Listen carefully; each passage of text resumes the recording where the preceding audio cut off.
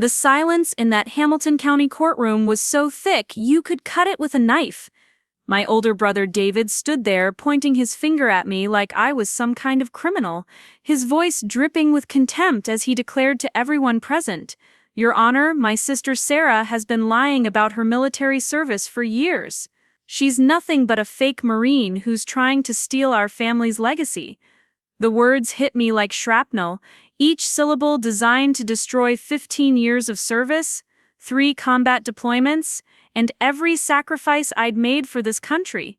Before we jump back in, tell us where you're tuning in from, and if this story touches you, make sure you're subscribed, because tomorrow I've saved something extra special for you. But I didn't flinch. Not because his words didn't cut deep. They did deeper than any wound I'd received in Helmand Province, but because I'd come prepared for this moment. While David stood there in his $1,000 suit, smirking like he'd just delivered the killing blow, I calmly reached into my briefcase. My fingers found the small velvet box I'd kept hidden for months, waiting for exactly this moment. The box that contained something David didn't know existed, something that would change everything he thought he knew about his little sister. My name is Sarah Mitchell, and I'm 35 years old. For 15 years, I served as a staff sergeant in the United States Marine Corps, specializing as a combat engineer in some of the most dangerous territories this world has to offer. I've defused improvised explosive devices while under enemy fire, built bridges that saved countless lives, and carried wounded Marines to safety when the situation went sideways. I've written letters to the families of fallen comrades, stood at attention during more memorial services than any person should have to endure, and came home carrying memories that wake me up at 3 in the morning, drenched in sweat and fighting battles that ended years ago. None of that seemed to matter to David, though. To him, I was still just his annoying little sister who couldn't possibly have accomplished anything meaningful with her life. Growing up in Cedar Falls, Ohio, David had always been the golden child, the one destined for greatness according to our parents. He was 3 years older, captain of the high school football team, valedictorian of his graduating class, and went on to build premier properties into one of the most successful real estate companies in the county. Everything he touched seemed to turn to gold, while I was the one who asked too many questions, challenged authority, and never quite fit the mold our mother Linda had carefully crafted for her children. The Mitchell family had deep roots in Cedar Falls, stretching back 4 generations. Our great-grandfather had started Mitchell and Sons Construction Company in 1943, building it from a one-man operation into a multi-million-dollar enterprise that had constructed half the commercial buildings in town. Our father Robert had inherited the business from his father, and it was always understood that David would eventually take over when the time came. The company was our family's pride and joy, our legacy, our identity in this small Ohio town where everyone knew the Mitchell name. I was never supposed to be part of that legacy. From the time I was young, it was clear that my path lay elsewhere. While David spent his afternoons learning about building codes and construction contracts, I was in the backyard with my youngest brother Tommy, building elaborate forts and dreaming about places far beyond the cornfields of Ohio. Tommy was different from David and me, quiet, thoughtful, content to teach elementary school kids, and avoid the family drama that seemed to follow wherever David and I were in the same room. The tension between David and me had been building for years, but it reached a breaking point when our father passed away suddenly in March. Robert Mitchell had been the glue that held our fractured family together, and without his steady presence, the cracks began to show. The reading of his will in April was the first time we'd all been in the same room since the funeral, and the atmosphere in that lawyer's office was thick with unspoken resentments and barely contained greed. David had expected to inherit the majority of the construction company. After all, he'd been working alongside our father for over a decade, learning every aspect of the business, building relationships with contractors and clients. In his mind, he was the natural successor, the one who'd earned the right to control the family empire. Tommy, ever the peacekeeper, seemed content with whatever small portion he might receive. He'd never shown any interest in construction, preferring his classroom full of third graders to the rough world of building sites and business negotiations. But our father had other plans. When the lawyer read the terms of the will, the shock on David's face was unmistakable. Robert Mitchell had divided the construction company 3 ways: 40% to David, 40% to me, and 20% to Tommy, along with the family home on Maple Street. It wasn't just unexpected, it was revolutionary. For the first time in Mitchell family history, a woman would have an equal say in running the company, and that woman was me, the daughter who'd spent 15 years away from home serving in the military. David's reaction was immediate and predictable. His jaw clenched, his hands balled into fists, and his face turned that particular shade of red I remembered from childhood whenever he didn't get his way. "This is ridiculous," he'd said, his voice barely controlled. "Sarah hasn't been part of this business for 15 years. She doesn't know the first thing about running a construction company." He turned to look at me then, his eyes filled with a mixture of anger and something that looked almost like disgust. "What did you do, Sarah? How did you manipulate Dad into this?" The accusation stung, but I didn't respond. Not then. I was still processing the reality that our father had seen something in me that I'd never seen in myself. Even from halfway around the world, dodging mortars and building forward operating bases in Afghanistan, I was still his daughter, still worthy of inheriting the family legacy. But David couldn't accept that. In his mind, there had to be an explanation, some reason why his careful plans had been derailed by his military sister, who'd spent more time in combat zones than boardrooms. The weeks following the will reading were tense. David threw himself into trying to prove that our father hadn't been of sound mind when he'd made his final wishes known. He hired private investigators to look into my military service, searching for any inconsistencies or red flags that might support his theory that I was somehow unworthy of my inheritance. He questioned neighbors about my visits home during leave, trying to build a case that I'd manipulated our aging father into changing his will. What David didn't realize was that his investigation would uncover something far different than what he'd expected to find. The private investigators he'd hired were thorough, perhaps more thorough than he'd anticipated. They dug deep into military records, spoke with former commanding officers, and traced every deployment, every commendation, every moment of my 15-year career in the Marines. But instead of finding evidence of deception or fraud, they found something else entirely. Something that David, in his arrogance and certainty that I was nothing more than a fraud. Preparing and narrating this story took us a lot of time, so if you are enjoying it, subscribe to our channel. It means a lot to us. Now back to the story. Hadn't prepared himself to discover. The first hint that David's investigation might not go according to plan came when one of his investigators called him with an unusual request. The man, a former police detective named Rick Morrison, had been asking questions about my service record when he'd been directed to contact the Pentagon directly. There were certain aspects of my military file that were classified, sealed behind security clearances that even experienced investigators couldn't penetrate. Morrison had run into this kind of roadblock before, usually when dealing with Special Forces personnel or those involved in highly sensitive operations. David's response was typical of his personality. Rather than questioning why portions of my military record might be classified, he saw it as confirmation of his suspicions. "She's hiding something," he told Morrison during their phone call. "Keep digging. Whatever she's covering up, I want to know about it." Morrison had tried to explain that classified military records weren't necessarily indicative of wrongdoing, that there were legitimate reasons why certain information might be restricted, but David wasn't interested in nuance. He wanted ammunition for his war against my inheritance, and he was willing to pay whatever it took to get it. Meanwhile, I was trying to navigate the complex emotions of returning to civilian life while dealing with family drama that seemed petty compared to the life-and-death situations I'd faced overseas. I'd taken a part-time position at the local VA office, helping other veterans navigate the bureaucratic maze of benefits and services. It was rewarding work, but it also meant being constantly reminded of the friends I'd lost, the battles I'd fought, and the weight of experiences that most people in Cedar Falls could never understand. Tommy had been my only ally during those difficult weeks. Unlike David, he'd never questioned my right to inherit part of the family business.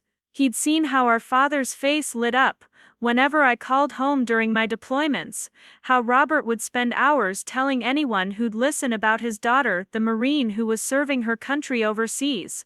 Tommy understood what David refused to acknowledge, that our father's decision to include me in his will wasn't manipulation or fraud, but recognition of sacrifice and service.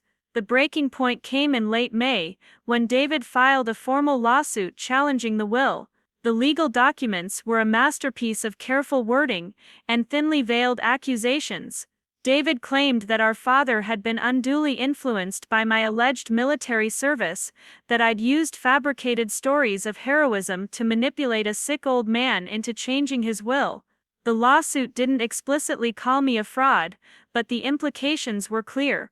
David was betting everything on his belief that my military service was somehow exaggerated or false, and he was prepared to destroy my reputation to get what he wanted. The news of the lawsuit spread through Cedar Falls like wildfire. In a town where everyone knew everyone else's business, the spectacle of the Mitchell siblings fighting over their father's will became the primary topic of conversation at Murphy's Diner and the Veterans Memorial Park, where I sometimes went to clear my head. Some people sided with David, arguing that he'd earned the right to control the family business through years of dedicated work. Others supported me, particularly the local veterans who understood the sacrifices involved in military service. But the most painful part wasn't the gossip or the taking of sides, it was the realization that my own brother would rather destroy me than accept that our father had seen value in what I'd accomplished. David had convinced himself that my military service was somehow fake or exaggerated, and he was prepared to prove it in front of the entire town. He'd hired Richard Stone, one of the most aggressive lawyers in the county, and made it clear that he intended to expose what he believed were my lies about military service. The irony was that David had no idea what he was actually dealing with. During my 15 years in the Marines, I'd been involved in operations that would remain classified for decades. I'd served alongside some of the most elite warriors in the American military, participated in missions that had strategic importance far beyond what most people could imagine. But the nature of that service meant that much of what I'd accomplished couldn't be discussed publicly, couldn't be used to defend myself against David's accusations. There were nights during those weeks leading up to the court date when I lay awake, staring at the ceiling of my small apartment and wondering if I should just walk away. I had enough money saved to start over somewhere else, far from Cedar Falls and the toxic family dynamics that had poisoned my homecoming. But every time I considered giving up, I thought about our father and the faith he'd shown in me by including me in his will. Robert Mitchell had known exactly what he was doing when he divided the company 3 ways, and I wasn't going to let David's greed and jealousy invalidate that decision. 3 days before the court hearing, I received an unexpected visitor. Colonel James Harrison, my former commanding officer, showed up at my apartment unannounced, dressed in civilian clothes but carrying himself with the unmistakable bearing of a career military officer. Harrison had been like a father figure to me during my service, a tough but fair leader who'd pushed me to excel in some of the most challenging situations the Marine Corps could offer. "Sarah," he said when I opened the door, "we need to talk." His expression was serious, almost grim, and I could tell that whatever had brought him to Cedar Falls wasn't a social call. I invited him inside, offered coffee, and waited while he gathered his thoughts. When he finally spoke, his words carried the weight of someone who understood the gravity of what was about to happen. "I heard about the lawsuit," Harrison said, his eyes meeting mine across my small kitchen table. "Word travels fast in military circles, especially when it involves questioning someone's service record." He paused, seemingly weighing his next words carefully. "Sarah, I need you to understand that there are people at the highest levels of the Pentagon who are watching this situation very closely.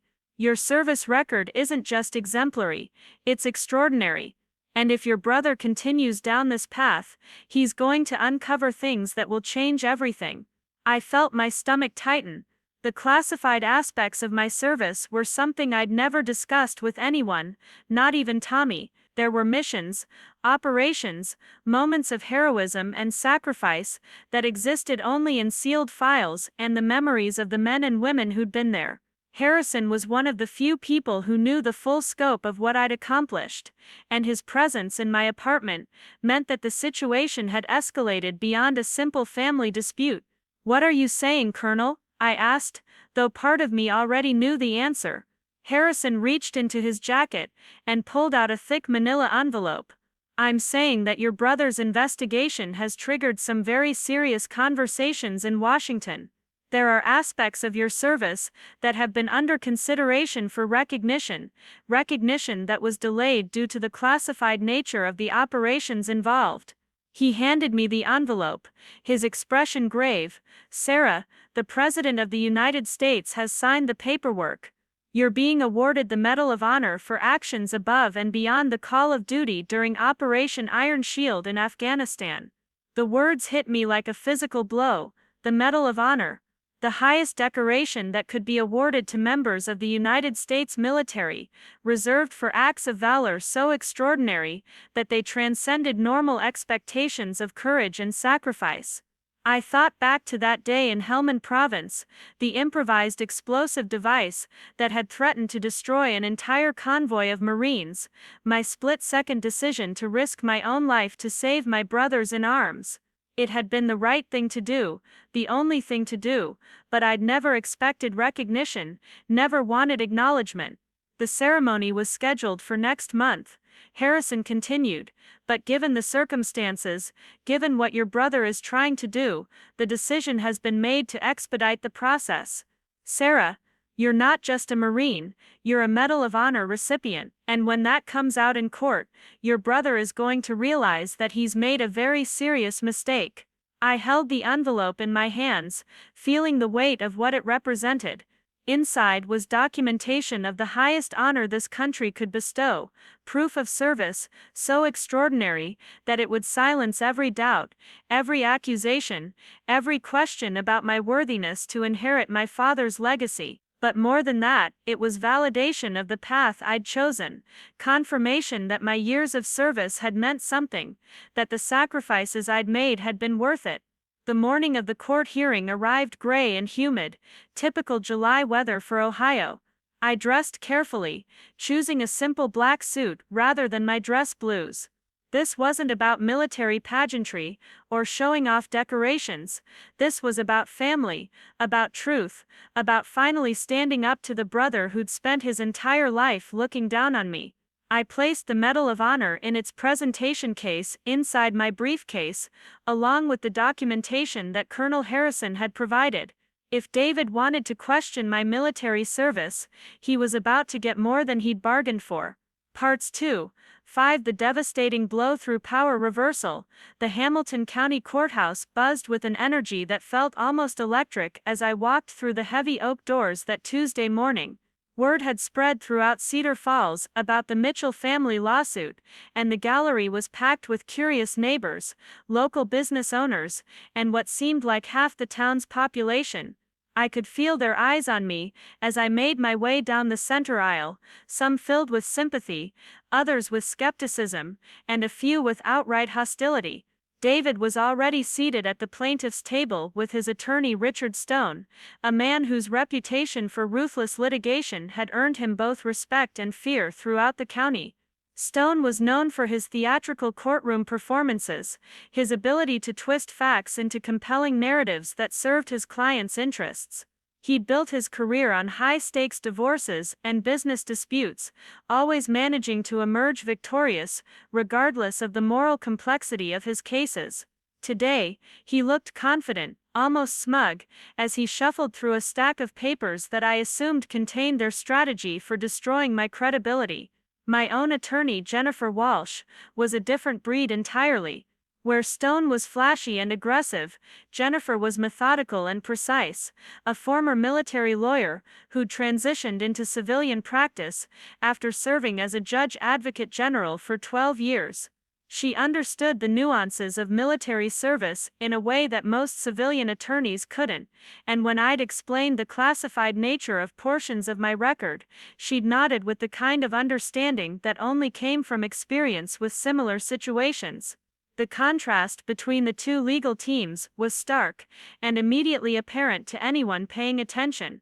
Stone had arrived with 2 junior associates and a paralegal, their table covered with exhibits, charts, and what appeared to be hundreds of pages of documentation. Jennifer sat alone beside me, her briefcase closed, a single legal pad in front of her with just a few handwritten notes. To the casual observer, it might have looked like we were outgunned and unprepared, but I knew better. Sometimes the most powerful weapons are the ones that remain hidden until the moment they're needed. Judge Patricia Romano entered the courtroom with the kind of authority that immediately commanded respect. A 20-year veteran of the bench, she was known for her no-nonsense approach to legal proceedings and her intolerance for theatrical grandstanding. Romano had served as a prosecutor earlier in her career, specializing in white-collar crime, and her reputation for cutting through legal maneuvering to get to the truth was legendary among the local bar association. The judge called the court to order, and the formal proceedings began. Stone rose from his seat with the kind of dramatic flair that had become his trademark, buttoning his expensive suit jacket and walking toward the jury box with measured steps, designed to capture everyone's attention. He began his opening statement with what he clearly considered to be a devastating revelation about the nature of family loyalty and the lengths to which some people would go to manipulate those they claimed to love. "Ladies and gentlemen," Stone began, his voice carrying across the packed courtroom with practiced ease, "this case is about deception on a scale that would shock most decent people. We are here today because Sarah Mitchell, the defendant in this matter, has spent years crafting an elaborate fiction about her military service, using fabricated stories of heroism and sacrifice to manipulate her elderly father into changing his will in her favor." The words hung in the air like poison, each syllable carefully chosen to plant seeds of doubt about my character and motivations. Stone continued his performance, painting a picture of a calculating daughter who'd exploited her father's patriotic feelings and respect for military service to steal what rightfully belonged to her hard-working brother. He spoke about David's years of dedication to the family business, his sacrifice of other opportunities to build Mitchell and Sons Construction into a thriving enterprise, his rightful expectation that his loyalty would be rewarded with control of the company he'd helped create. "The evidence will show," Stone declared, gesturing toward the stack of papers on his table, "that Sarah Mitchell's military record contains numerous inconsistencies, gaps that cannot be explained, and claims of service that simply do not hold up under scrutiny. We will demonstrate that she used these fabricated stories to prey upon her father's love of country and respect for those who serve, manipulating him into believing that she deserved a share of the business that she had abandoned 15 years ago." I watched David during his lawyer's opening statement, studying the expression on his face as Stone laid out their strategy. My brother sat perfectly still, his hands folded on the table in front of him, but I could see the tension in his shoulders, the slight tick in his jaw that had always appeared when he was nervous or excited. This was his moment, the culmination of months of investigation and preparation, his chance to prove once and for all that I was the fraud he'd always believed me to be. Stone concluded his opening with a flourish that would have been impressive if it hadn't been so completely wrong. By the end of this proceeding, he told the courtroom, "You will see that Sarah Mitchell is not the war hero she pretends to be, but rather a woman who has built her entire adult identity on lies and deception. Justice demands that Robert Mitchell's true intentions be honored, and that means recognizing David Mitchell as the rightful heir to the business he has spent his life building." The courtroom fell silent as Stone returned to his seat, clearly satisfied with his performance. I could feel the weight of dozens of eyes on me, people I'd known since childhood, now wondering if everything they thought they knew about my military service had been fabricated. The doubt was palpable, a thick cloud of suspicion that seemed to fill the space between the gallery and the bench. Jennifer rose slowly, her movements deliberate and calm. She didn't stride dramatically toward the jury box or gesture theatrically at the opposing counsel. Instead, she simply stood at our table, her hands resting lightly on the surface, and began to speak in a voice that carried quiet authority and absolute confidence. "Your Honor," she said, addressing Judge Romano directly, "my client Sarah Mitchell is indeed a United States Marine who served her country with distinction for 15 years. She is a combat veteran who has seen action in some of the most dangerous places on Earth, a leader who has been responsible for the lives and safety of the men and women under her command. The suggestion that her service record contains fabrications or inconsistencies is not only false, it is insulting to every member of our military who has sacrificed to keep this country safe." Jennifer paused, letting her words sink in before continuing. "The plaintiff's case rests entirely on innuendo and speculation, on the unfounded belief that because certain aspects of my client's military service are classified, they must therefore be fraudulent. This demonstrates a fundamental misunderstanding of how our military operates and how national security requires that some information remain protected, even in civilian legal proceedings." She gestured toward me, and I felt the attention of the courtroom shift in my direction. Sarah Mitchell did not manipulate her father or fabricate stories about her service. Robert Mitchell included his daughter in his will because he understood the magnitude of her sacrifice and the depth of her commitment to serving others. The evidence will show that far from being a fraud, Sarah Mitchell is exactly who she claims to be, a decorated Marine whose service record speaks for itself. The difference in tone between the two opening statements was striking. Where Stone had relied on dramatic accusations and emotional appeals, Jennifer had presented a calm factual response that addressed the core issue without resorting to theatrical flourishes. But I could see in the faces of the spectators that Stone's poison had done its work. Doubt had been planted, questions had been raised, and now the burden was on us to prove that my 15 years of military service were exactly what they appeared to be. Judge Romano called for the first witness, and Stone immediately stood to call David to the stand.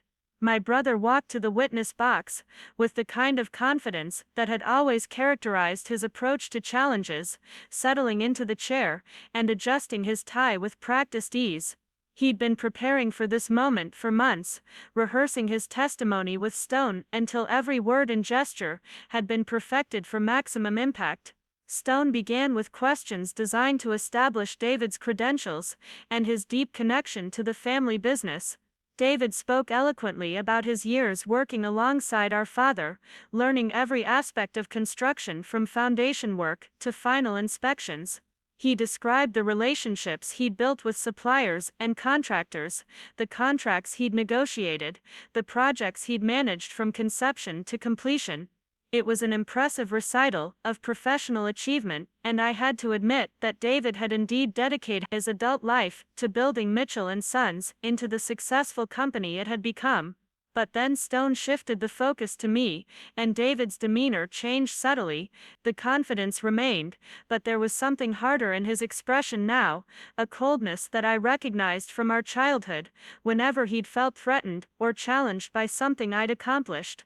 "Tell us about your sister's relationship with your father," Stone prompted, his voice taking on a more intimate tone designed to elicit emotional testimony. David shifted in his chair, his eyes finding mine across the courtroom before he began to speak. "Sarah always had a way of making herself seem more important than she really was," he said, his voice carrying clearly to every corner of the room. "Even as kids, she would exaggerate her accomplishments, make up stories to get attention from our parents. When she joined the military, it was just an extension of that same pattern."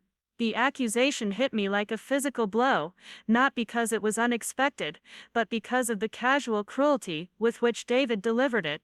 He was systematically destroying my character in front of people who had known me since childhood, transforming every positive memory they might have of me into evidence of deception and manipulation. Stone encouraged David to continue, and my brother warmed to his task with obvious relish. Sarah would call home during her so-called deployments with these elaborate stories about dangerous missions and heroic actions. My father ate it up, of course. He was so proud to have a daughter in the military that he never questioned whether any of it was actually true. "Did you ever question the veracity of these stories?" Stone asked, leading David toward the testimony they'd clearly rehearsed extensively. David nodded emphatically. "Absolutely. The stories never quite added up. The details would change from one telling to the next, and when I tried to research some of the operations she claimed to have been involved in, I couldn't find any public record of them. It became clear to me that Sarah was fabricating these stories to maintain my father's respect and affection." The testimony continued in this vein for nearly an hour, with David systematically undermining every aspect of my military career. According to his version of events, I was a pathological liar who had spent 15 years constructing an elaborate fiction about my service, manipulating our father's patriotic feelings to secure an undeserved inheritance. He spoke with the kind of certainty that could be convincing to people who didn't know the truth, painting a picture of a family torn apart by one member's desperate need for attention and validation. When Stone finished his direct examination, Judge Romano called for a brief recess. The courtroom erupted in a buzz of conversation as people processed what they'd just heard. I could see neighbors and friends from Cedar Falls turning to each other, whispering about the shocking revelations they'd just witnessed. Some looked at me with expressions of disappointment and betrayal, as if they were seeing me clearly for the first time. Others seemed uncertain, torn between the dramatic testimony they'd just heard and their own memories of my character and behavior over the years.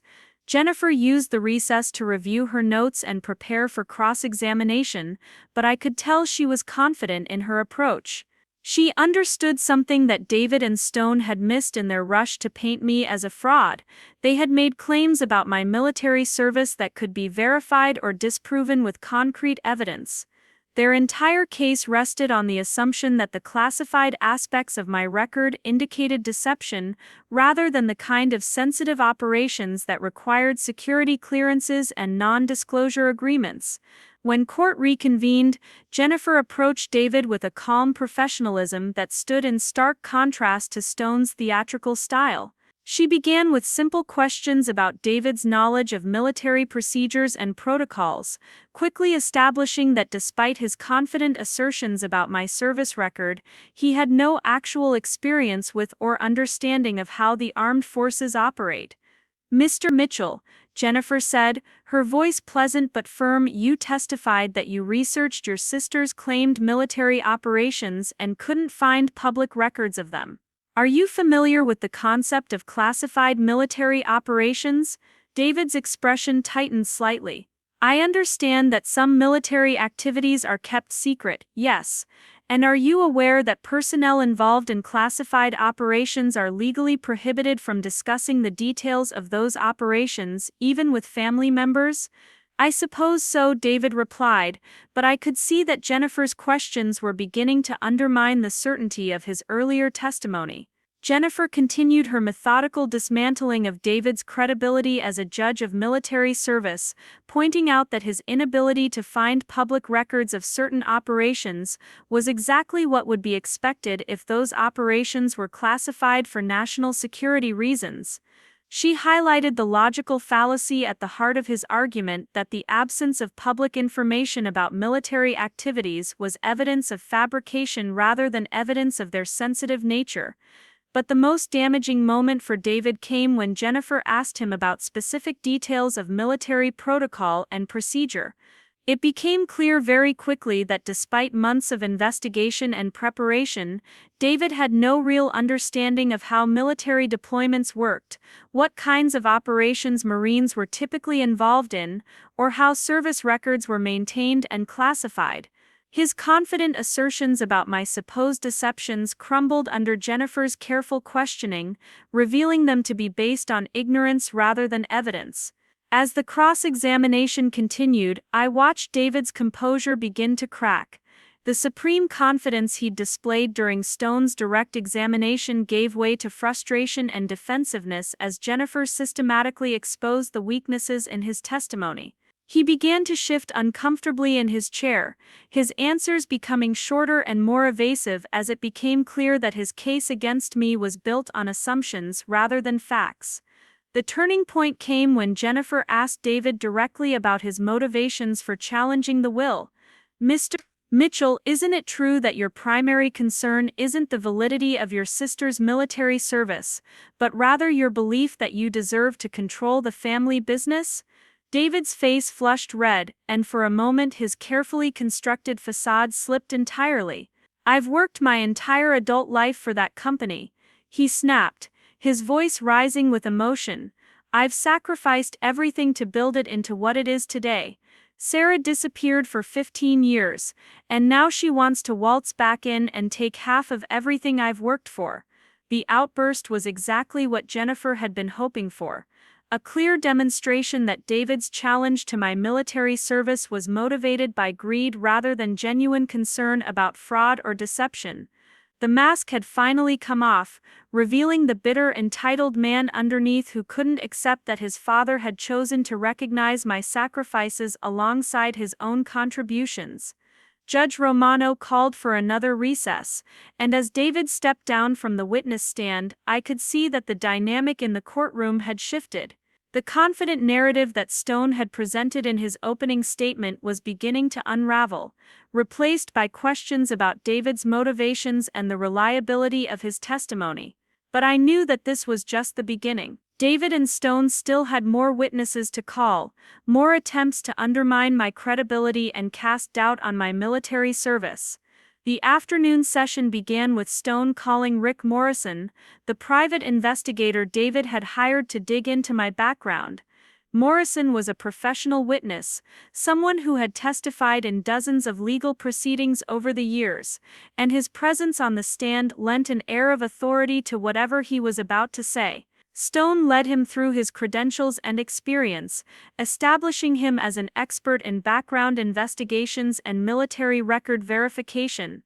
Morrison's testimony was more measured than David's had been, but no less damaging. He spoke in clinical terms about the inconsistencies he'd discovered in my service record, the gaps in publicly available information, and the unusual level of classification that surrounded certain aspects of my military career. Unlike David, Morrison didn't make direct accusations of fraud, but his testimony was designed to plant seeds of doubt about why so much of my service record was sealed from public view. In my experience, Morrison testified, when military personnel have significant portions of their service record classified, it's usually because they were involved in intelligence operations or special forces activities.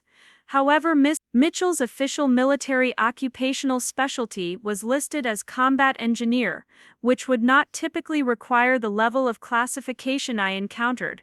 It was a cleverly constructed piece of testimony, designed to suggest that there was something suspicious about the classification of my records without making direct accusations that could be easily disproven.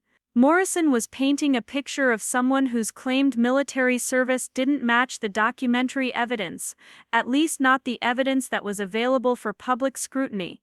Stone pressed Morrison for more details about his investigation, and the private investigator obliged with a recitation of the roadblocks he'd encountered when trying to verify specific aspects of my service.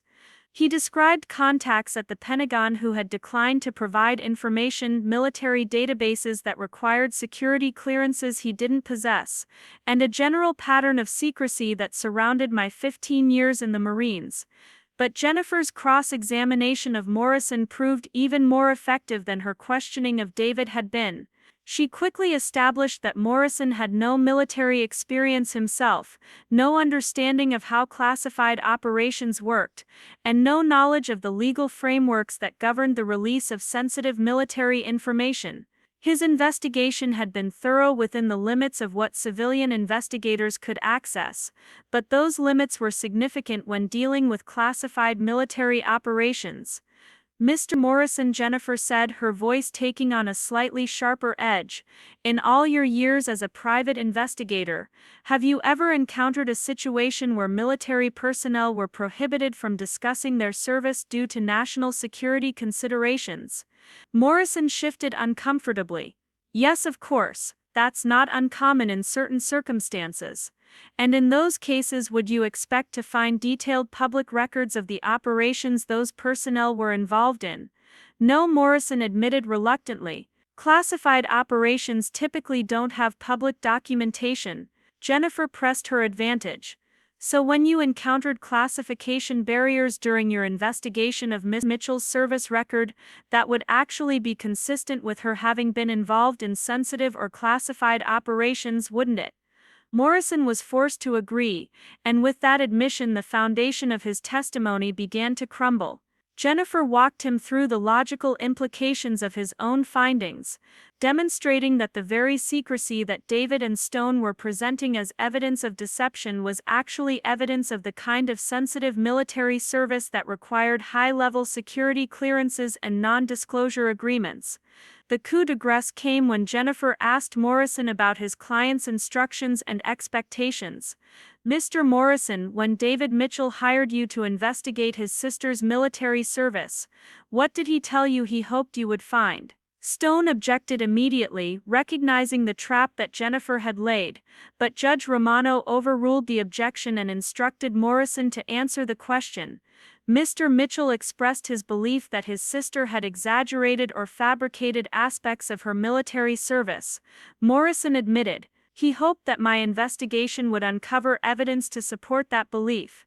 So you were hired not to conduct an objective investigation into Miss Mitchell's service record, but specifically to find evidence that would support your client's preconceived notion that she was lying about her military service. Morrison's face reddened and he struggled to find a response that wouldn't completely undermine his credibility. I conducted my investigation professionally and objectively, he said finally, but the damage had been done. Jennifer had exposed the inherent bias in Morrison's work, revealing that his investigation had been designed from the beginning to find evidence of wrongdoing rather than to determine the truth about my military service. As Morrison stepped down from the witness stand, I could see that the momentum in the courtroom had shifted dramatically. What had begun as a confident assault on my credibility was turning into a demonstration of the weakness of David's case and the desperation of his attempts to disinherit me. But I also knew that Stone was far from finished. He still had more witnesses to call, more attempts to undermine my military service and cast doubt on my worthiness to inherit part of the family business. The final witness of the day was my mother, Linda Mitchell, and her testimony proved to be the most painful part of the entire proceeding.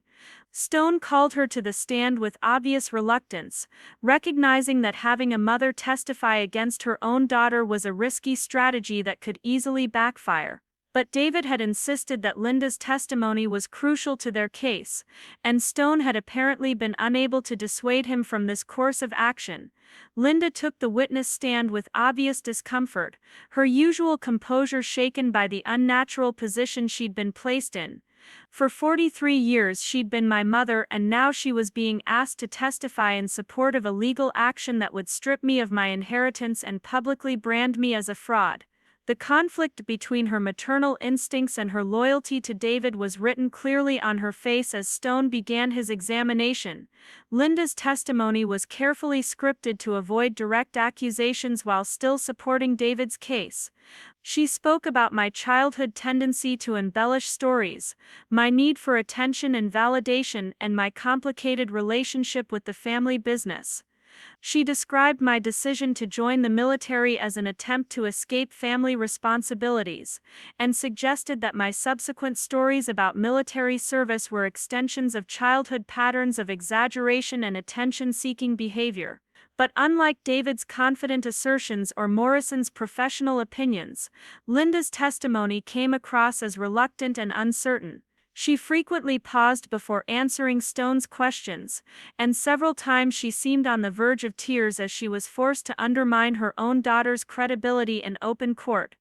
The spectacle of a mother testifying against her child created an atmosphere of discomfort in the courtroom that even Stone's theatrical skills couldn't overcome. Jennifer's cross-examination of Linda was gentle but effective. She didn't attack my mother directly but instead focused on highlighting the contradictions in her testimony and the pressure she'd been under to support David's case. Jennifer asked Linda about specific instances where she'd expressed pride in my military service, about conversations where she'd spoken positively about my accomplishments and about the genuine emotion she'd shown during my homecomings from deployment. The most powerful moment came when Jennifer asked Linda directly about her feelings regarding the lawsuit. "Mrs. Mitchell, how do you feel about being asked to testify in a case that could result in your daughter being publicly branded as a fraud and liar?" Linda broke down completely, tears streaming down her face as she struggled to maintain her composure. "This isn't what Robert would have wanted," she whispered, her voice barely audible in the silent courtroom. "He loved all his children. He wouldn't have wanted us fighting like this." The admission hung in the air like a confession, a mother's acknowledgement that the legal battle being waged in her late husband's name was contrary to everything he'd stood for. Linda's breakdown effectively ended her testimony as Stone realized that continuing to question her would only further damage his client's case. As Linda stepped down from the witness stand, her eyes met mine for the first time since the lawsuit had been filed. In that moment I saw not the woman who had testified against me but the mother who had raised me, who had worried about me during my deployments, who had celebrated my safe returns home. The legal proceeding had forced her to choose between her children, and the choice had nearly destroyed her. Judge Romano called for a recess at the end of Linda's testimony, recognizing that the emotional weight of a mother testifying against her own daughter had created an atmosphere that needed time to settle. As the courtroom began to empty, I remained seated at the defendant's table, processing everything that had happened during this first day of testimony. David had played his hand exactly as I'd expected he would. He'd attacked my character, questioned my military service, and tried to paint me as a manipulative fraud who had stolen his rightful inheritance through deception and emotional manipulation. His witnesses had done their best to cast doubt on my credibility, and suggest that there was something suspicious about the classified aspects of my military record. But in doing so, David had also revealed the fundamental weakness of his case. His attacks on my military service were based on ignorance and assumption rather than evidence. His hired investigator had been instructed to find proof of wrongdoing rather than to seek the truth. And most damaging of all, his own testimony had revealed that his primary motivation was greed rather than genuine concern about fraud or deception. As I gathered my papers and prepared to leave the courthouse, I caught sight of the small velvet case in my briefcase, the one containing the Medal of Honor that Colonel Harrison had brought to my apartment. Tomorrow, when court reconvened and Jennifer began presenting our case, David was going to learn that his months of investigation had uncovered something very different from what he'd expected to find. The Medal of Honor represented the highest recognition that this country could bestow on a member of its military, reserved for acts of valor so extraordinary that they transcended normal expectations of courage and sacrifice. It was proof not only that my military service was genuine, but that it had been exemplary in ways that David couldn't even begin to understand. But more than that, the Medal of Honor represented validation of the choices I'd made, the path I'd taken, and the sacrifices I'd endured. It was recognition that my 15 years in the Marines had meant something, that my service had made a difference, and that my father's decision to include me in his will had been based on a deep understanding of what I'd accomplished while wearing the uniform of my country. As I walked out of the Hamilton County Courthouse that evening, past the reporters and curious onlookers who had gathered to witness the spectacle of the Mitchell family's legal battle, I felt a sense of calm certainty about what was to come. David had fired his best shots, presented his strongest evidence, and revealed the full extent of his case against me. Now it was my turn to respond, and I had something in my briefcase that would change everything he thought he knew about his little sister who had spent 15 years serving her country in places he couldn't even pronounce. Part 6-9 Audience Connection Through Character Origins. The second day of testimony began with a tension that seemed to permeate every corner of the Hamilton County Courthouse. Word had spread throughout Cedar Falls about the dramatic first day of proceedings, and if anything, the gallery was even more packed than it had been 24 hours earlier. I could see faces in the crowd that I recognized from my childhood, teachers who had known me in elementary school, neighbors who had watched me grow up, former classmates who had taken different paths through life, but had remained in the small Ohio town where we'd all been raised. Some of these familiar faces looked at me with expressions of curiosity mixed with doubt, clearly wrestling with the accusations that David and his legal team had leveled against me. Others seemed more supportive, particularly the handful of local veterans who understood something about military service and the sacrifices it entailed. But what struck me most was the way that everyone seemed to be waiting for something, as if they sensed that the real drama of this legal battle had yet to unfold. Jennifer had spent the evening preparing for what she knew would be the most crucial day of the entire proceeding. Unlike Stone's theatrical approach, she had planned a methodical presentation of evidence that would systematically dismantle every aspect of David's case, while building an unassailable foundation for my credibility and integrity. She understood that we weren't just fighting a legal battle over inheritance rights, but a deeper conflict over identity, family loyalty, and the value of military service in a community that claimed to honor veterans while sometimes struggling to understand what that service actually entailed. Judge Romano called the court to order, and Jennifer rose to begin our defense with a quiet confidence that immediately commanded attention.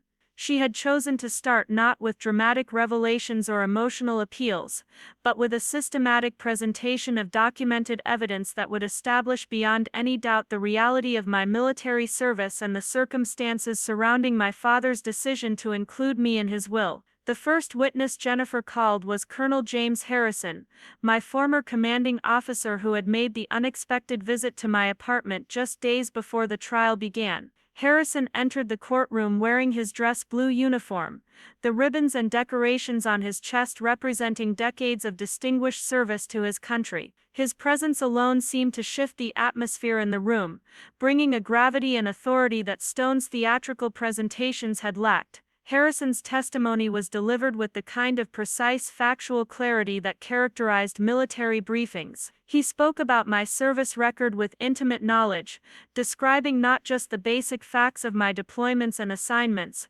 but the character and dedication I had demonstrated throughout my 15 years in the Marines. He talked about my leadership abilities, my technical expertise as a combat engineer, and the respect I had earned from both my superiors and the Marines who had served under my command. But the most powerful aspect of Harrison's testimony came when Jennifer asked him to address the classified nature of certain aspects of my military record. The colonel's response was measured but unequivocal, explaining that personnel involved in sensitive operations were bound by security oaths that prohibited them from discussing their activities even decades after the fact. He made it clear that the classification of military records was a matter of national security, not an attempt to hide embarrassing or fraudulent information. Stone's cross-examination of Harrison was notably less aggressive than his questioning of our other witnesses had been. Even someone as theatrical and combative as Stone seemed to recognize that attacking a decorated military officer in front of a courtroom full of potential voters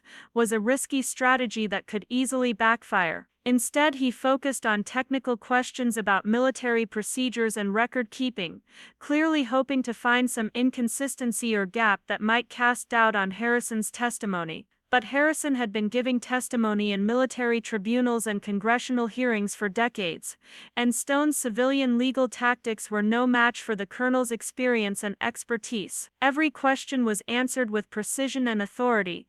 Every attempt to create confusion was met with clear factual responses that only served to reinforce the credibility of my military service. By the end of Stone's cross-examination, it was clear that Harrison's testimony had dealt a significant blow to David's case. The next witness Jennifer called was Master Sergeant Maria Santos, a Marine who had served directly under my command during my second deployment to Afghanistan. Santos was a career soldier with 22 years of service, someone whose own military record was beyond reproach, and whose testimony carried the weight of first-hand experience with my leadership and character. She entered the courtroom in her dress uniform, her bearing unmistakably military, her expression serious but confident. Santos's testimony provided a ground-level perspective on my military service that complemented Harrison's command-level overview. She spoke about specific missions we had undertaken together, describing my decision-making under pressure,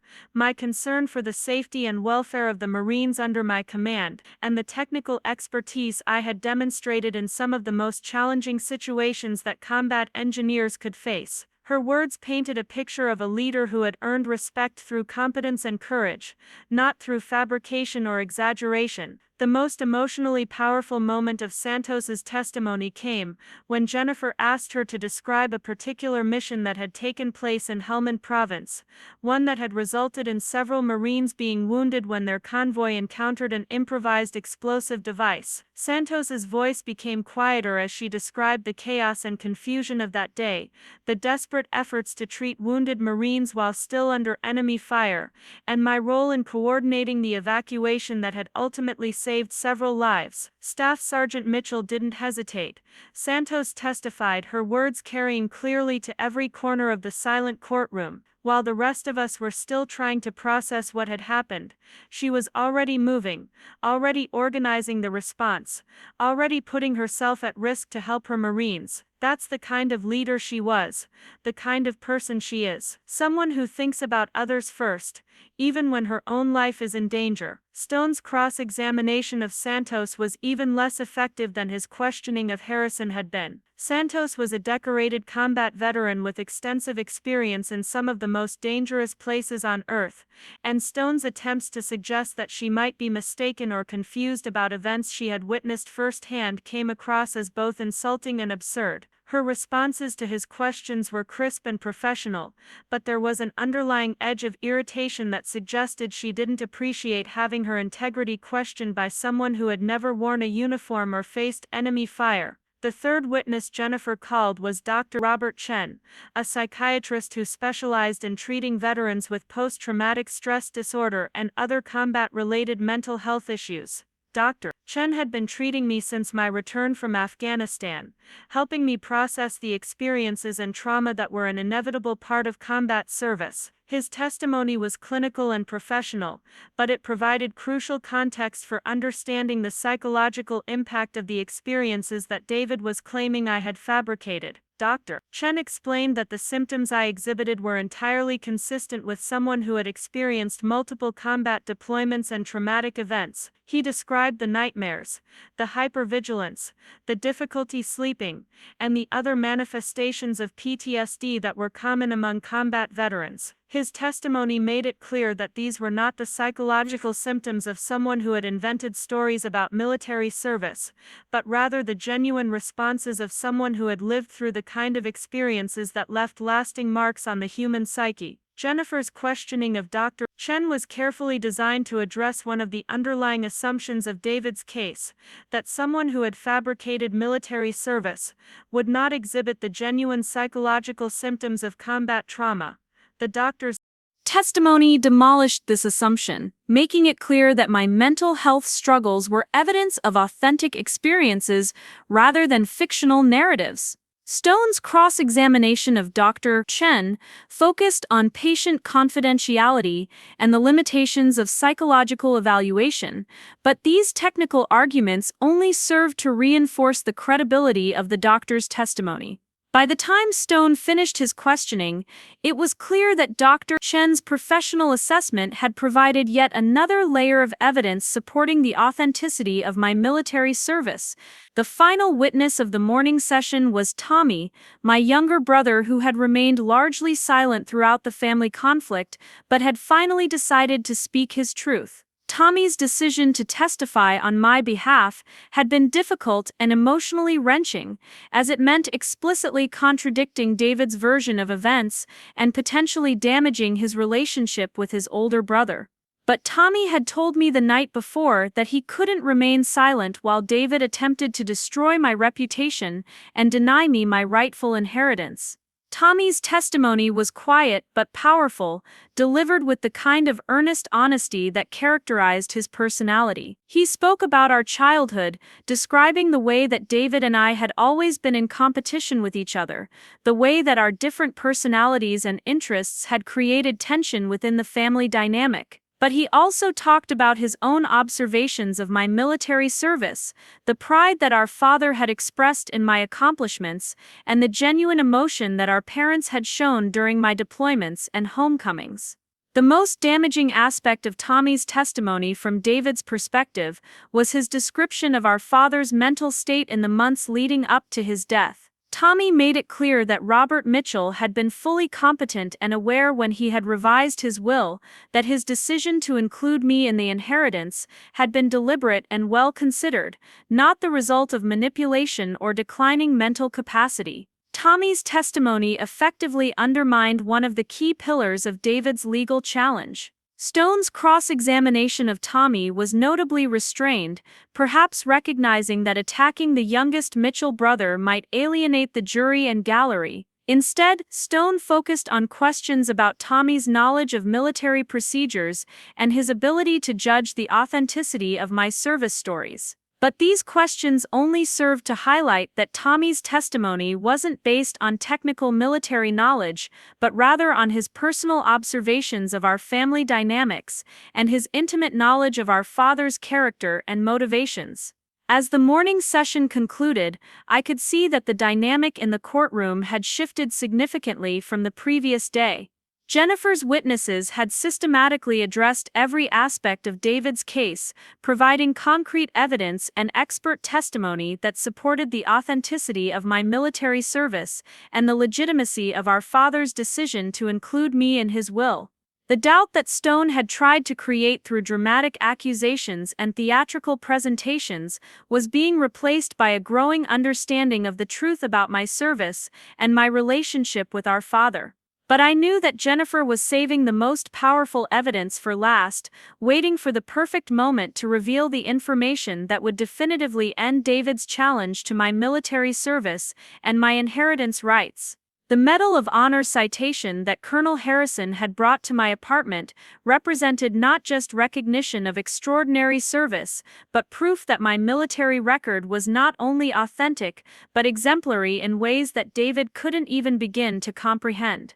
The afternoon session began with Jennifer calling me to the witness stand to testify on my own behalf. This was the moment I had been both anticipating and dreading, the opportunity to finally speak my own truth about my military service and my relationship with my family. As I walked from the defendant's table to the witness box, I could feel the weight of dozens of eyes upon me, people who had known me since childhood, now trying to reconcile the accusations they had heard with their own memories and impressions of my character. Jennifer's direct examination began with basic biographical information, establishing my educational background, my decision to join the Marines, and the progression of my military career over 15 years of service. She guided me through a chronological account of my deployments, my assignments, and my advancement through the enlisted ranks. The testimony was methodical and detailed, providing a comprehensive overview of my military service that left no room for doubt about its authenticity or extent. As I spoke about my experiences in Afghanistan, describing the missions I had undertaken and the challenges I had faced as a combat engineer, I could see the expressions in the courtroom beginning to change. The doubt and skepticism that David's accusations had created were being replaced by a growing understanding of the reality of military service and the sacrifices it entailed. I wasn't speaking in generalities or dramatic narratives, but providing specific technical details about engineering operations, convoy security, and base construction that could only come from first-hand experience. Jennifer guided me through the more difficult aspects of my testimony, asking about the combat situations I had encountered, the friends and colleagues I had lost, and the psychological impact of repeated deployments to war zones. This was emotionally challenging testimony to give, requiring me to revisit experiences that I had spent years trying to process and understand. But it was also necessary, providing the courtroom with an understanding of the human cost of military service and the authentic trauma that combat veterans carry with them long after they return home.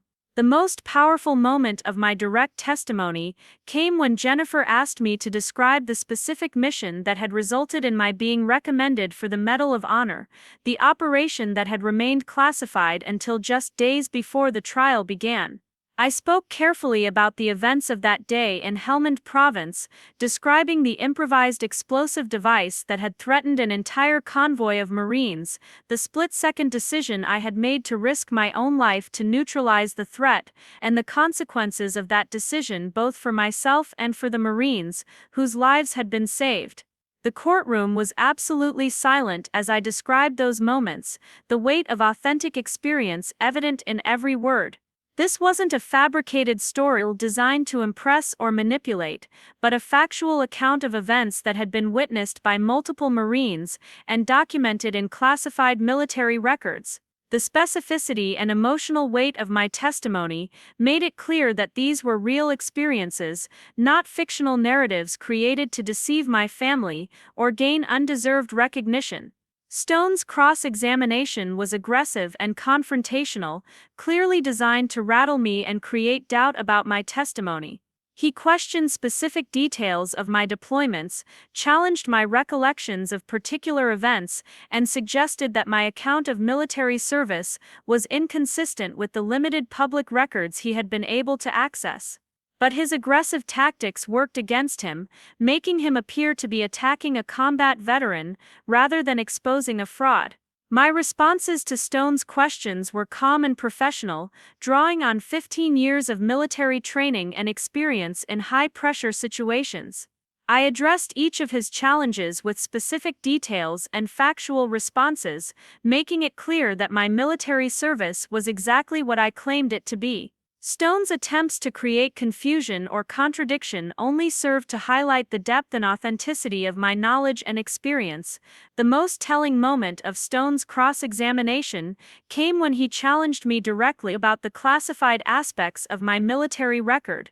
"Isn't it convenient, Miss Mitchell," he said with obvious sarcasm, "that the most heroic aspects of your alleged service are conveniently classified and cannot be verified by independent sources?" My response was delivered with the kind of quiet intensity that combat veterans develop when dealing with people who have never faced genuine danger or made real sacrifices. "Stone," I said, looking directly at him, "there is nothing convenient about having your service to your country questioned by people who have never worn a uniform or put their lives at risk for others. The classification of military operations exists to protect national security and the safety of personnel who are still serving in dangerous locations. If you find that inconvenient, I suggest you take it up with the Department of Defense." The exchange crystallized the fundamental difference between authentic military service and civilian misunderstanding of that service. Stone's question revealed his basic ignorance about military procedures and security requirements, while my response demonstrated the kind of professional competence and personal integrity that characterize genuine military personnel. As my testimony concluded, I could see that the momentum in the courtroom had shifted decisively in our favor. Jennifer's systematic presentation of evidence and witness testimony had created a comprehensive picture of authentic military service that contradicted every aspect of David's accusations. But I also knew that she was preparing to deliver the final blow that would end David's challenge once and for all. The courtroom fell silent as Jennifer announced that she had one final piece of evidence to present. She walked to our table and retrieved the small velvet case that had been sitting in my briefcase since the trial began, the case that contained the Medal of Honor that had been classified until just days earlier. As she carried the case toward the judge's bench, I could see David's expression beginning to change, a growing uncertainty replacing the confidence he had displayed throughout the proceedings. Judge Romano opened the case with obvious curiosity, and I watched her expression change as she realized what she was looking at. The Medal of Honor is immediately recognizable to anyone familiar with military decorations, its distinctive star-shaped design and light blue ribbon, marking it as the highest honor that the United States can bestow on members of its military. But more than the physical medal itself, the case contained the official citation signed by the President of the United States, documenting the specific acts of valor that had earned this recognition. The judge read the citation carefully, her expression growing more serious with each word. The document detailed the events of that day in Helmand Province, describing my actions in neutralizing an improvised explosive device that had threatened the lives of an entire Marine convoy. The citation used the formal military language that characterized such documents, but the substance was clear. I had risked my own life to save the lives of other Marines, demonstrating the kind of extraordinary valor that merited the nation's highest military honor. As Judge Romano finished reading the citation, she looked up with an expression that seemed to combine respect, understanding, and perhaps a degree of anger at the accusations that had been leveled against me. The Medal of Honor represented not just recognition of extraordinary service, but definitive proof that my military record was not only authentic, but exemplary in ways that transcended normal expectations of courage and dedication. The judge's voice was quiet but carried clearly to every corner of the silent courtroom as she spoke. This court is now in possession of documentation that Miss Sarah Mitchell has been awarded the Medal of Honor by the President of the United States for conspicuous gallantry and intrepidity, at the risk of her own life above and beyond the call of duty. She paused, letting the weight of those words sink in before continuing. This is the highest military decoration that this nation can bestow, reserved for acts of valor so extraordinary that they transcend normal expectations of military service. The impact of Judge Romano's words was immediate and dramatic. David's face had gone completely white, his earlier confidence replaced by a look of shock and growing horror as he realized the magnitude of his mistake. Stone appeared equally stunned, clearly understanding that the foundation of their entire case had just been obliterated by evidence that he had never anticipated. Throughout the gallery, I could see expressions of amazement, respect, and in some cases shame as people processed the reality that they had been witnessing an attack on a Medal of Honor recipient. But perhaps the most significant reaction came from my mother Linda, who had been sitting quietly in the gallery throughout the proceedings. As the reality of what Judge Romano had announced began to sink in, Linda's carefully maintained composure finally cracked completely. She began to sob, not the quiet tears she had shed during her testimony, but deep wrenching sobs that seemed to come from the very core of her being. The sound of my mother's crying filled the silent courtroom, a mother's anguish at having been forced to testify against a daughter whose service and sacrifice she was only now beginning to fully understand. The revelation of the Medal of Honor had changed everything, transforming the entire context of the legal proceeding and the family conflict that had precipitated it. David's challenge to my military service hadn't just been wrong, it had been an attack on someone whose service to the country had been recognized at the highest possible level. His accusations of fraud and manipulation weren't just unfounded, they were an insult to the valor and sacrifice that the Medal of Honor represented. Final parts. The wound deepens through transformation. The courtroom remained frozen in absolute silence for what felt like an eternity after Judge Romano's announcement about the Medal of Honor. David sat rigid in his chair, his face having progressed from white to an almost greenish pallor as the full implications of what he had done began to register. He had spent months preparing a case that would publicly brand his sister as a fraud and a liar, only to discover that she was one of the most decorated military personnel in the country. The irony was devastating, but more than that, it was irreversible. Stone appeared to be in a state of professional shock, frantically shuffling through the papers on his table, as if he might find some legal precedent that could explain away the Medal of Honor, or minimize its significance. But there was no legal argument that could counteract the reality of what had just been revealed. His client had accused a Medal of Honor recipient of fabricating her military service, and now that accusation had been exposed in the most public and humiliating way possible. The gallery was equally stunned, but their shock was mixed with other emotions. Some of the spectators who had been sympathetic to David's cause now looked deeply ashamed, realizing that they had been witnesses to an attack on someone whose service and sacrifice deserved nothing but respect and gratitude. Others appeared angry, not at me but at the spectacle they had been forced to witness, the ugly family drama that had resulted in a war hero being publicly humiliated by her own brother. My mother Linda's sobbing had quieted to occasional hiccups and shuddering breaths, but her face remained buried in her hands as she struggled to process the magnitude of what had just occurred. For months she had allowed herself to be convinced that supporting David's lawsuit was the right thing to do, that I had somehow deceived our father and manipulated the family dynamic for personal gain. Now she was confronting the reality that her daughter was a Medal of Honor recipient, and she had testified against me in open court.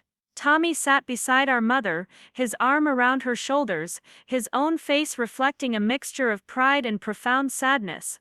He had always known that I was telling the truth about my military service, but even he hadn't known about the Medal of Honor or the classified nature of the mission that had earned it. The revelation explained so much about my reluctance to discuss certain aspects of my deployments, my sometimes distant demeanor when people asked about my experiences, and the weight that seemed to settle on my shoulders whenever the conversation turned to military service. Judge Romano allowed the silence to continue for several minutes, recognizing that everyone in the courtroom needed time to absorb the significance of what had just been revealed. When she finally spoke again, her voice carried an authority that brooked no argument or objection. This court finds that the evidence presented by the plaintiff is insufficient to support any of the claims made against the defendant, she announced, her words echoing in the still silent courtroom. Furthermore, the court finds that the accusations made against Ms. Mitchell's military service record were not only unfounded but constitute a serious mischaracterization of exemplary military service that has been recognized at the highest levels of our government. The judge paused, her eyes moving deliberately from David to Stone and back again. The challenge to Robert Mitchell's will is hereby dismissed with prejudice. The will shall be executed exactly as written, with the defendant Sarah Mitchell receiving her designated 40% ownership in Mitchell & Sons Construction Company. But Judge Romano wasn't finished, her expression had grown increasingly stern as she continued to speak, and it was clear that she had been personally offended by the nature of David's accusations against my military service. Additionally, she continued, her voice taking on an edge that suggested she was barely containing her anger, this court is deeply troubled by the nature of the accusations that have been leveled against a Medal of Honor recipient. The Medal of Honor represents the highest recognition that this nation can bestow upon members of its military, and the actions that earn such recognition represent the very best of American courage and sacrifice. She turned her attention directly to David, her gaze unwavering and severe. Mr. David Mitchell, your accusations against your sister's military service have been not only proven false, but shown to be an attack on someone whose service to this country has been exemplary beyond normal expectations. This court strongly recommends that you consider the damage your actions have done, not only to your family relationships, but to your own standing in this community. David still hadn't moved or spoken, seemingly paralyzed by the magnitude of his public humiliation. The confident businessman who had entered the courtroom 2 days earlier had been replaced by someone who appeared to be in shock, struggling to comprehend how completely his carefully planned legal strategy had backfired. Stone finally found his voice, rising from his chair with obvious reluctance. Your Honor, we respectfully accept the court's decision, he said, his usual theatrical flair completely absent from his subdued tone. We ask the court's indulgence in allowing us time to process the information that has been presented. Judge Romano's response was swift and uncompromising. Mr. Stone, the time for processing information was before you filed a lawsuit questioning the military service of a decorated veteran. This court has no patience for legal actions that are based on ignorance rather than evidence, particularly when they result in public attacks on military personnel who have served their country with distinction. The judge's rebuke of Stone was as professional as it was devastating, making it clear that his reputation in the legal community had been significantly damaged by his association with this case. Stone was known for his theatrical approach to litigation, but attacking a Medal of Honor recipient was the kind of mistake that could define a lawyer's career in the worst possible way. As the formal proceedings concluded, the courtroom began to empty slowly. Many of the spectators lingered, seemingly reluctant to leave the scene of such a dramatic reversal of fortune. I could hear whispered conversations throughout the gallery, people trying to process what they had witnessed, and discussing the implications for David's standing in the Cedar Falls community. Several of the local veterans who had been present made a point of approaching me as I gathered my papers at the defendant's table. Their words were simple but heartfelt expressions of respect and gratitude, acknowledgments of service from people who understood something about military sacrifice. One elderly man who had served in Vietnam clasped my hand with both of his and simply said, "Thank you for your service and welcome home." The words carried a weight and sincerity that almost brought me to tears. David remained seated at the plaintiff's table long after most of the courtroom had emptied, staring straight ahead with an expression that seemed to combine shock, shame, and a kind of desperate denial. Stone had already packed up his materials and left, clearly eager to distance himself from the disaster that this case had become. David's isolation was complete and self-imposed, the result of choices that had revealed not only poor judgment, but a fundamental misunderstanding of his own sister's character and service. I approached David's table slowly, uncertain whether he would even acknowledge my presence. When I reached him, I stood quietly for a moment, waiting to see if he would look up or speak. When he finally raised his eyes to meet mine, I saw something I had never seen in my older brother's face before: genuine remorse, mixed with a kind of existential confusion about how completely wrong he had been. "Sarah," he said, his voice barely above a whisper, "I didn't know. I swear to you, I had no idea about the Medal of Honor. If I had known." I held up a hand to stop him, not out of anger but because his words revealed that he still didn't understand the fundamental issue. "David," I said gently, "the problem isn't that you didn't know about the Medal of Honor, the problem is that you were willing to accuse me of lying about my military service, without any real evidence, just because you couldn't accept that Dad saw value in what I had accomplished." David's face crumpled, and for a moment he looked like the little boy I remembered from our childhood, the one who would cry when things didn't go his way, but who had always been convinced that he deserved more than anyone else. "I was so angry," he whispered. "I worked so hard for that company, sacrificed so much, and then Dad gave you half of everything. It didn't seem fair." The admission was painful to hear, not because it revealed David's selfishness, but because it showed how completely he had misunderstood our father's motivations. Robert Mitchell hadn't divided the company to punish David or to reward me unfairly. He had recognized that both of his children had made sacrifices and contributions that deserved acknowledgement, even if those contributions had taken different forms. "David," I said, sitting down in the chair beside him, "Dad didn't give me 40% of the company because he thought less of what you had accomplished.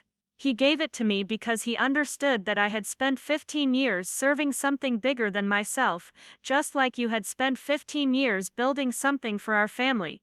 He saw value in both kinds of service." David looked at me with eyes that seemed to be seeing me clearly for the first time in years. "But I tried to destroy you," he said, his voice breaking with emotion. "I hired investigators, I challenged your military record, I made Mom testify against you. How can you even look at me after what I've done?" The question hung in the air between us, and I took a moment to consider my response carefully. The truth was that David had done enormous damage to our family relationships and to his own reputation in the community. His actions had been motivated by greed and jealousy, and they had resulted in a public humiliation that would follow him for years. But he was still my brother, and our father wouldn't have wanted this legal battle to destroy what remained of our family connections. David, I said finally, what you did was wrong, and it can't be undone. You publicly accused me of being a fraud and a liar, and you forced our mother to testify against me in court. Those actions have consequences that will affect all of us for a long time.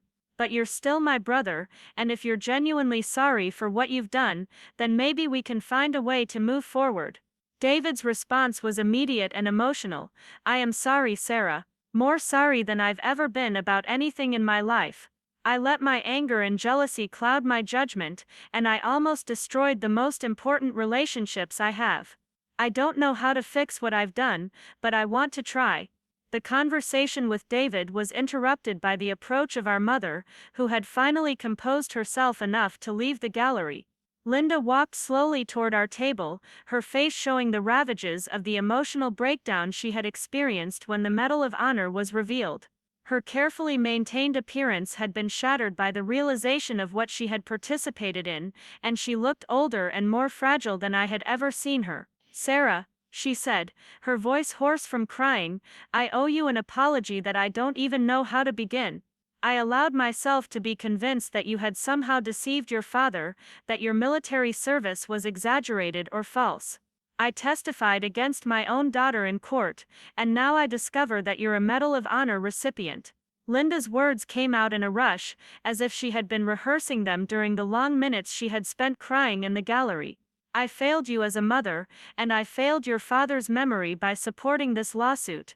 Robert was so proud of your military service, so proud of the woman you had become, and I let David convince me that it was all somehow fake.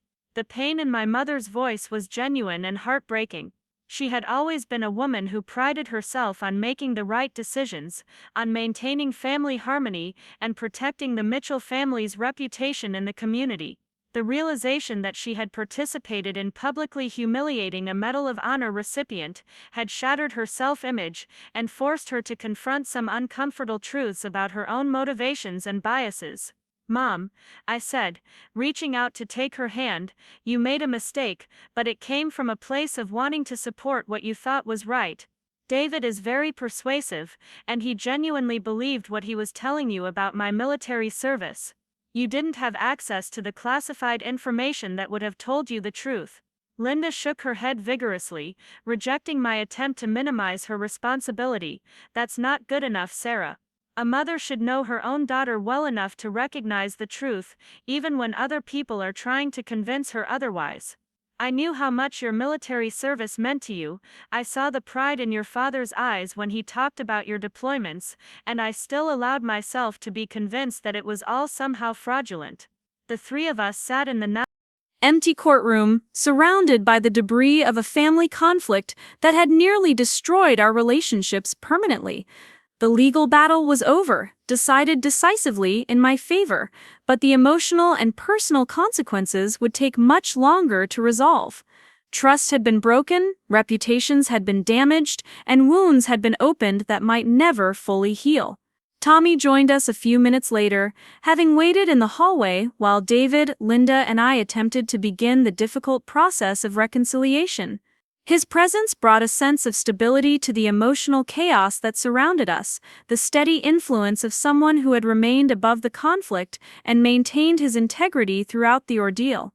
I'm proud of you, Sarah, Tommy said simply, his words carrying a weight that was amplified by their sincerity. I always knew you were telling the truth about your military service, but I had no idea about the Medal of Honor or the extent of what you had accomplished. Dad would have been so proud to see you vindicated today. Tommy's reference to our father brought a fresh wave of emotion to all of us. Robert Mitchell had died without knowing that his daughter would receive the nation's highest military honor, but he had understood something about my service and sacrifice that had led him to include me in his will as an equal partner with David. His death had triggered the family conflict that had nearly destroyed us, but his wisdom in dividing the inheritance equally had ultimately been vindicated by the revelation of my Medal of Honor. The immediate aftermath of the trial was both liberating and exhausting. The legal victory was complete and decisive, but the emotional toll of the family conflict would take time to process and resolve. I had been vindicated in the most public way possible, but the cost had been enormous in terms of family relationships and community standing for everyone involved. Word of the trial's outcome spread through Cedar Falls within hours of Judge Romano's decision. The small town's gossip network was remarkably efficient, and by evening everyone in the community knew that the Mitchell family lawsuit had ended with the revelation that Sarah Mitchell was a Medal of Honor recipient who had been publicly accused of fraud by her own brother.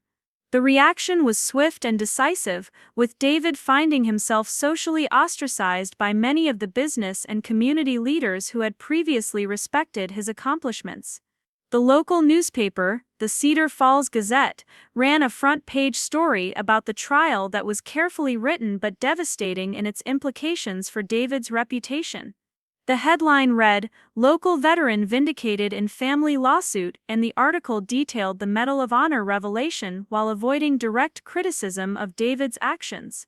But the subtext was clear: a decorated war hero had been attacked by her own family, and the accusations had been proven not only false, but insulting to someone whose service deserved nothing but gratitude and respect. The business consequences for David were immediate and severe. Several major clients of Mitchell and Sons Construction called to express their concerns about the negative publicity surrounding the family lawsuit, and at least 2 significant contracts were canceled outright. The construction industry in Cedar Falls was relatively small and close-knit, and David's reputation for sound judgment and integrity had been severely damaged by his decision to pursue the lawsuit against me. But perhaps the most significant consequence was the damage to David's relationship with his own family and his standing in the community where he had lived his entire life. Cedar Falls was a town that prided itself on supporting veterans and honoring military service, and David's attack on a Medal of Honor recipient had violated one of the community's most deeply held values. His social isolation was swift and thorough, with former friends and business associates distancing themselves from someone who had become associated with such a public betrayal of military service. The weeks following the trial were a period of difficult but necessary adjustment for all of us. I threw myself into learning about the construction business that I now own 40% of, working with the company's foremen and project managers to understand the operations that David had been managing for over a decade. It was challenging work that required skills very different from those I had developed in the military, but the discipline and leadership experience I had gained during my 15 years of service proved to be valuable assets in the civilian business world. David and I began the slow process of learning to work together as business partners, a relationship that was complicated by the recent legal battle but made necessary by our joint ownership of the company.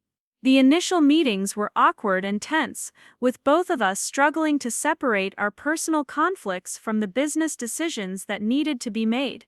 But gradually, we began to find a working relationship that acknowledged the damage that had been done while focusing on the practical necessities of running a successful construction company. The most difficult aspect of the post-trial period was rebuilding the relationship with my mother. Linda's participation in the lawsuit against me had been devastating not just because of the testimony she had given, but because it had revealed her willingness to believe the worst about her own daughter's character and military service. The process of rebuilding trust between us was slow and painful, requiring both of us to confront some uncomfortable truths about our family dynamics and the assumptions we had made about each other. But there were also unexpected positive consequences of the trial and its aftermath. The revelation of my Medal of Honor had brought attention from veterans organizations throughout Ohio and beyond, leading to invitations to speak at military events and participate in veterans advocacy programs. These opportunities allowed me to use my experience and recognition to help other veterans navigate the challenges of transitioning from military to civilian life, turning the pain of the family conflict into something constructive and meaningful. The Medal of Honor ceremony that had been planned for Washington, D.C. was rescheduled and expanded to include recognition of the challenges I had faced in defending my military record against false accusations. The ceremony was attended by several members of my former unit, including Master Sergeant Santos, who had testified on my behalf during the trial. The presence of my fellow Marines provided a powerful reminder of the brotherhood and sisterhood that military service creates, relationships that transcend family conflicts and civilian misunderstandings. 6 months after the trial, Mitchell & Sons Construction had not only recovered from the negative publicity, but had actually grown stronger as a result of the attention surrounding my Medal of Honor. Several new clients specifically sought out the company because they wanted to do business with a firm that was partially owned by a decorated veteran. The combination of David's business expertise and my military leadership experience proved to be a powerful partnership that attracted projects and contracts that might not have been available to either of us individually. The relationship with David evolved slowly but steadily during those months of working together. The trial had forced both of us to confront some painful truths about our personalities and motivations, and the process of rebuilding our relationship required genuine humility and forgiveness on both sides. David's public apology for his actions during the lawsuit was heartfelt and comprehensive, acknowledging not just his mistakes but the damage they had done to our family and to his own character. More importantly, David began to demonstrate through his actions that he had learned from the experience and was committed to being a better brother and business partner. He worked tirelessly to repair the company's reputation and to make amends for the damage his lawsuit had caused. He also began to show genuine interest in my military experiences and the challenges that veterans face in transitioning to civilian life, using his business connections to support veterans' employment programs and related charitable causes. The relationship with my mother Linda took longer to heal, but eventually we were able to find our way back to a connection based on mutual respect and understanding. Linda's participation in the lawsuit had been motivated by loyalty to David rather than malice toward me, but the experience had taught her some important lessons about the dangers of accepting someone else's version of events without independent verification. She became one of my strongest supporters in the veterans' advocacy work that grew out of my Medal of Honor recognition. Tommy's role as the family peacemaker became even more important during the months following the trial. His steady presence and unwavering integrity provided a stabilizing influence that helped all of us navigate the difficult process of rebuilding our relationships. Tommy's classroom, full of third graders, had taught him patience and the ability to see the good in people, even when they made serious mistakes, qualities that proved invaluable in helping our family heal from the trauma of the legal battle. The most profound change that resulted from the trial was my own understanding of the value and meaning of military service in civilian society. The experience of having my service questioned and then dramatically vindicated had given me insights into the challenges that many veterans face when they return to communities that claim to support them but don't always understand the reality of military service. This understanding became the foundation for advocacy work that used my Medal of Honor recognition to draw attention to veterans' issues and support programs. A year after the trial, I stood in the Veterans Memorial Park in Cedar Falls, speaking to a crowd that had gathered to dedicate a new monument honoring local military personnel. The audience included many of the same people who had witnessed my public humiliation during the family lawsuit, but now they were there to honor my service and the service of other local veterans. The transformation was remarkable, a testament to the community's capacity for growth and understanding. David was in the audience that day, along with Linda and Tommy. Their presence represented the slow but genuine healing that had taken place in our family relationships since the trial had ended. We still had work to do in rebuilding trust and understanding, but the foundation had been laid for relationships based on honesty, respect, and recognition of each other's contributions and sacrifices. As I concluded my remarks at the dedication ceremony, I looked out at the faces in the crowd and realized that the painful experience of the family lawsuit had ultimately led to something positive and meaningful. The trial had been devastating in many ways, but it had also forced all of us to confront important truths about military service, family loyalty, and the meaning of genuine respect and gratitude for those who serve their country. The Medal of Honor that had ended David's challenge to my military service had become not just personal vindication but a platform for advocacy and education about veterans' issues.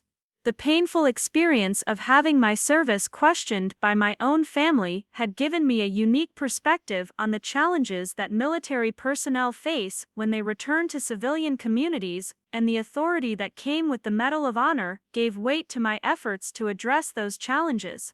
5 years later, Mitchell & Sons Construction had become one of the most successful firms in the region, built on the foundation of David's business expertise and my military leadership experience. More importantly, the company had become known for its commitment to hiring veterans and supporting military families, turning our painful family conflict into something that served a larger purpose in the community. The relationships within our family had been permanently changed by the trial, but in many ways they had become stronger and more honest than they had been before the conflict erupted. David's public apology and his subsequent actions had demonstrated genuine remorse and a commitment to making amends for his mistakes. Linda had become one of my strongest supporters, using her social connections in Cedar Falls to support veterans programs and advocate for military families. Tommy continued to be the steady, principled presence that had helped hold our family together during its darkest period. The Medal of Honor that had saved my inheritance and vindicated my military service had become a symbol of something larger than personal recognition. It represented the value of service, sacrifice, and integrity in a world that sometimes questions the worth of these qualities.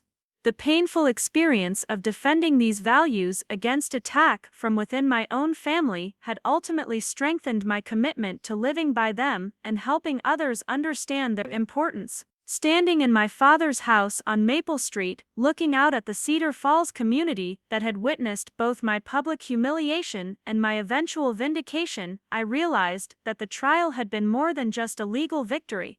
It had been a test of character, integrity, and the strength of family bonds under extreme pressure. We had all been changed by the experience, some of us humbled and others strengthened, but all of us ultimately educated about the true meaning of service, sacrifice, and the bonds that hold families and communities together. The Medal of Honor sat in a place of honor in my father's old study, not as a symbol of personal achievement but as a reminder of the values that had guided my military service and continued to guide my civilian life. It represented not just my own service but the service of all the men and women who had worn the uniform, faced danger, and made sacrifices for their country and their fellow citizens. The trial that had threatened to destroy my reputation had ultimately become a platform for honoring and supporting all those who serve.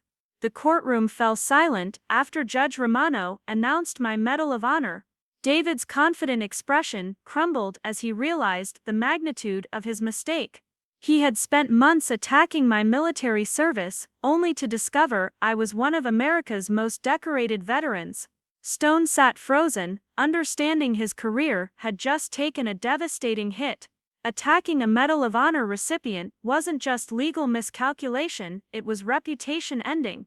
Throughout the gallery, childhood neighbors and friends processed the shocking revelation, many with tears streaming down their faces. My mother Linda finally lifted her head, her carefully constructed appearance destroyed by emotional weight. For months, she'd believed David's claims that I manipulated our father with fabricated war stories. Now she confronted the reality that her daughter had performed acts of valor so extraordinary they merited the nation's highest military honor. David whispered desperately, "I didn't know about any Medal of Honor, how could I have known?" But Judge Romano was unforgiving. She explained that the ceremony had been expedited specifically for these proceedings, and that his ignorance didn't excuse attacking my service without credible evidence. Stone requested time to withdraw their challenge, but it was too late. Judge Romano dismissed David's case with prejudice, securing my 40% ownership of Mitchell & Sons Construction. More importantly, she educated the courtroom about classified military operations, explaining that the gaps David interpreted as fraud were actually evidence of sensitive missions requiring highest security clearances. Local veterans approached me with support and apologies for any doubt they'd harbored. Their understanding meant more than legal victory. These were people who recognized authentic military service and were personally offended by David's attack. David remained seated long after the courtroom emptied, head in hands, emotionally collapsed. When I approached him, he sobbed about destroying our family and his reputation. Despite everything, I told him we could move forward if he was genuinely sorry, explaining that our father had valued both our different types of service. My mother Linda apologized through tears, devastated that she'd testified against her own Medal of Honor recipient daughter. The three of us sat in the empty courtroom, surrounded by the aftermath of family conflict that had nearly destroyed us permanently. The weeks following brought difficult adjustments. David's reputation suffered as clients canceled contracts, but veteran-owned businesses began seeking us out. Learning to work as business partners was challenging but ultimately rewarding, combining David's business expertise with my military leadership. 5 years later, Mitchell & Sons became one of Ohio's most successful companies, known for hiring veterans and supporting military families. The family relationships, nearly destroyed by the lawsuit, became stronger and more honest than before. The Medal of Honor ceremony in Washington, 6 months later, included all my family members, symbolizing our healing. Standing in the White House with David, Linda, and Tommy present felt like completing a journey that began with our father's death. My Medal of Honor became a platform for veteran advocacy, using the recognition to support others transitioning from military to civilian life. The painful trial ultimately taught us about service, sacrifice, and the values that hold families together. Up next, you've got 2 more standout stories right on your screen. If this one hit the mark, you won't want to pass these up, just click and check them out.